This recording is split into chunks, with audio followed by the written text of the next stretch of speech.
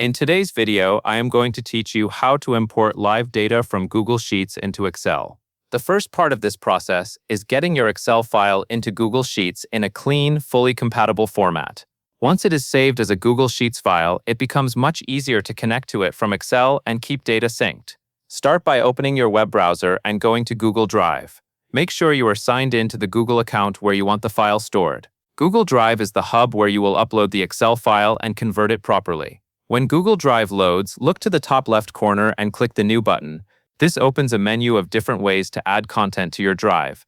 From that menu, select File Upload. A file picker window will open on your computer. Find the Excel workbook you want to use, the one saved in the. Once it is there, double-click the uploaded Excel file to open it.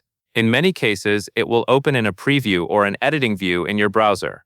This is a normal part of working with Office files inside Google Drive.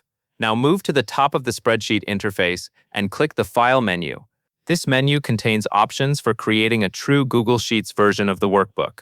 Choose Save as Google Sheets. Google Drive will create a new Google Sheets file based on your Excel workbook. This step is important because it converts the file into a native Google Sheets format, which improves compatibility and helps prevent issues with formulas, formatting, or features that do not translate perfectly between Excel and Google Sheets. After the conversion, you will be working in the new Google Sheets version. It will usually have the same name as your original file, but it will be a separate item in Drive.